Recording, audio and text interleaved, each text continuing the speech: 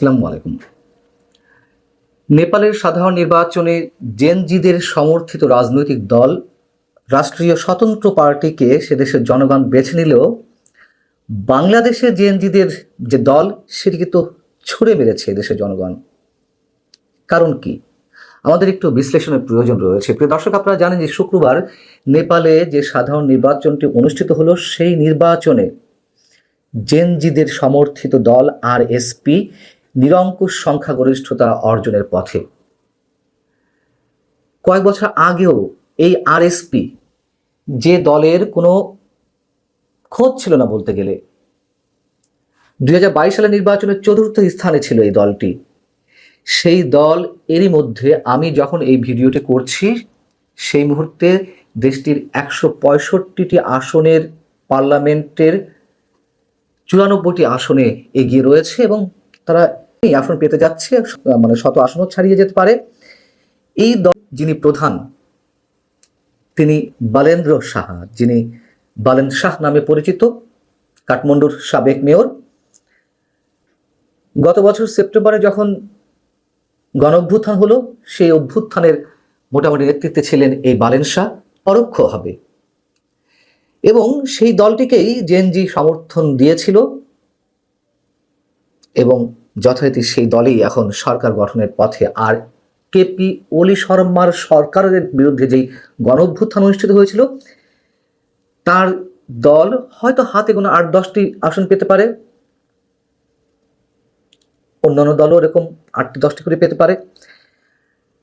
এখন আমরা একটু মিলিয়ে দেখি, বাংলাদেশের যে অভ্যুত্থানটি শেখ হাসিনা সরকারের বিরুদ্ধে হয়েছিল, সেখানে পুলিশের গুলিতে মানুষ প্রাণ হারিয়েছেন, হয়তো কোথাও কোথাও আবার শত শত পুলিশও হত্যাকাণ্ডের শিকার হয়েছেন তৃতীয় একটি বিশেষ শক্তির হাতে বা জেনজিদের কারো কারো হাতে, এমনটাই মনে করেন অনেকে।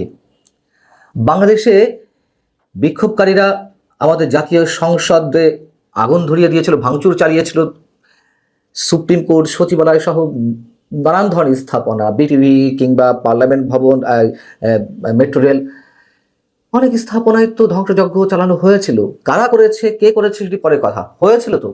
ঠিক একই চিত্র ঘটেছিল নেপালের অভ্যুত্থানে। কিন্তু বাংলাদেশে এই জেনজিদের দল, তরুণদের দল এনসিপি, তারা জামাতের সাথে জোট করে, জামাতের কাছ থেকে বলে কয়ে নানান রকম অনুনয় বিনয়, নানান কৌশলের ছকে হিসেব কষে তারা 30টি আসনে প্রার্থী দিল, জিতল মাত্র 6টি আসনে, তাও জামাতের ভোটে। আর নেপালে জেনজিদের সমর্থিত দলটি সরকার গঠনের পথে। কি কারণ এর পিছনে? কেন সেখানে জেনজিদের এই দল, রাষ্ট্রীয় স্বতন্ত্র পার্টি, এতটা জনপ্রিয়তা? আমাদের একটু হিসেব মেলানো দরকার। খুব সহজ হিসেব, জটিল কিছু নয়। আরএসপি, রাষ্ট্রীয় স্বতন্ত্র পার্টি, সেখানে নিজেদেরকে মধ্যপন্থী দলের কাণ্ডারি বা দলের কর্মী সমর্থক হিসেবে তুলে ধরার চেষ্টা করে। বাংলাদেশেও এই যে এনসিপি, তারাও নিজেদেরকে মধ্যপন্থী দল হিসেবে প্রতিষ্ঠার চেষ্টা করেছিল, মানুষকে ভূগোল পাওয়ানোর চেষ্টা করেছিল, কিন্তু দেখা গেল শেষমেশ তারা মার্কিনপন্থী, পাকিস্তানপন্থী এবং জামাতের সাথে মিলেমিশে একাকার হয়ে গেল। কেপি ওলি শর্মার যে দল, কমিউনিস্ট পার্টি, যে ক্ষমতায় ছিল 2022 সালে, যে দলের বিরুদ্ধে অভ্যুত্থান কেন হয়েছিল? বেকারত্ব, দুর্নীতি, ঘুষ, ধীর গতির যে শাসন ব্যবস্থা, সেগুলোর বিরুদ্ধেই তো। বাংলাদেশেও হয়তো সেই সব কারণেই হয়েছিল। কিন্তু তারপরেও দুই দেশের কত পার্থক্য রাজনীতিতে। কারণ হচ্ছে নেপালের তরুণ জনগোষ্ঠী, তারা দুর্নীতিতে জড়িয়ে পড়েনি। আর বাংলাদেশের যে তরুণ জনগোষ্ঠীর দল, মানে একাংশের যে দল এনসিপি, সেটি তো মপতন্ত্র কায়েম থেকে শুরু করে চাঁদাবাজি, দখলবাজি, নারী কেলেঙ্কারি, কোনো অপকর্ম থেকে তো বাদ রাখা যায়নি এই দলটিকে বা এই দলের কোনো কোনো নেতাকে। কোটা বিরোধী আন্দোলনের মাধ্যমে এনসিপির যে সাবেক সমন্বয়ক, যাদের নেতৃত্বে এনসিপি গঠিত হয়েছে, তাদের উত্থান ঘটলেও নিজেদেরকে বিভিন্ন সেক্টরে কোটার মাধ্যমে নানান ধরনের স্বার্থ সুবিধার মধ্যে নিমজ্জিত হতে দেখলাম। আর পরবর্তীতে একটা সময় এসে তারা নতুন দল ঘোষণা করলো, এনসিপির আত্মপ্রকাশ ঘটালো। নেপালের জেনজিরা অর্থাৎ যাদের নেতৃত্বে অভ্যুত্থানটি সংঘটিত হয়েছিল তারা কিন্তু কোনো নতুন দলের ঘোষণা দেয়নি, আত্মপ্রকাশও ঘটায়নি, অর্থাৎ তারা রাষ্ট্রীয় ক্ষমতা দখল করতে চায়নি।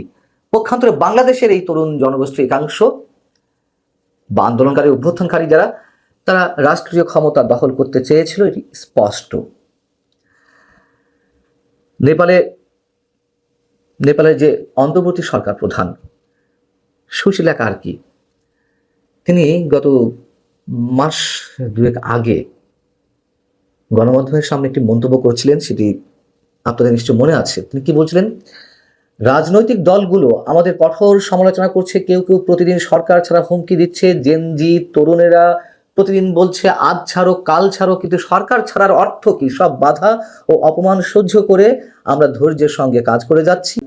25 থেকে 30 জন জেনজি তরুণ প্রতিদিন সময় নানান ধরনের দাবি নিয়ে আসছে,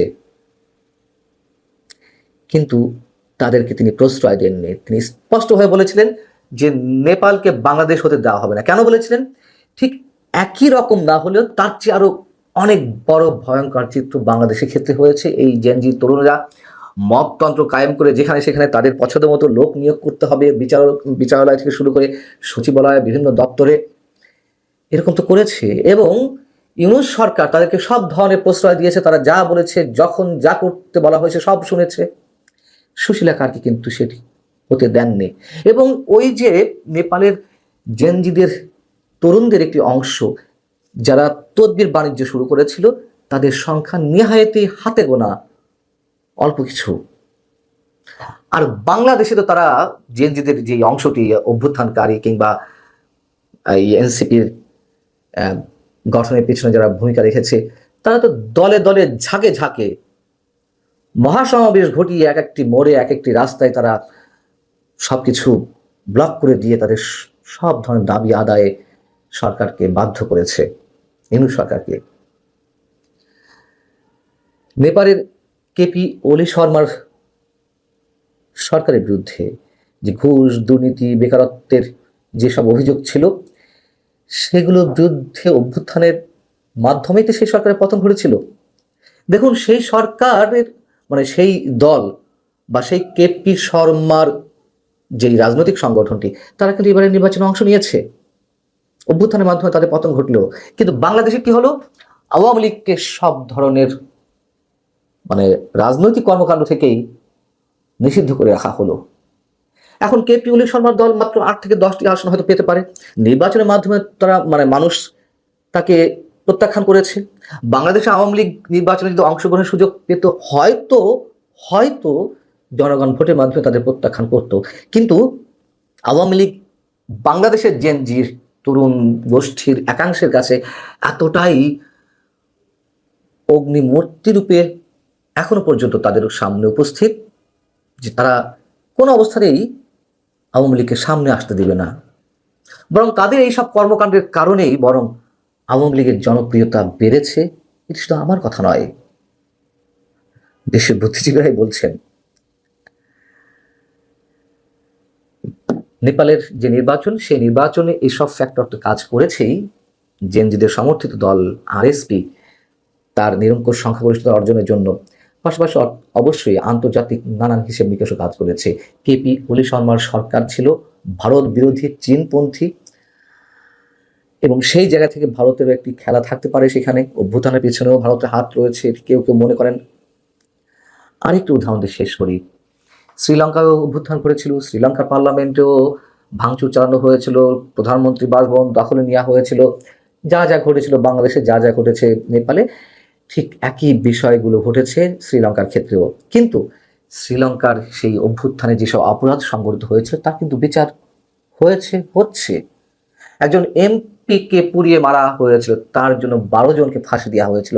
আর বাংলাদেশে এইসব অপকর্মের কারণে দায় মুক্তি নিয়ে থাকে এই জেনজিদের তরুণদের একটি অংশ। ভালো থাকুন সবাই। আল্লাহ।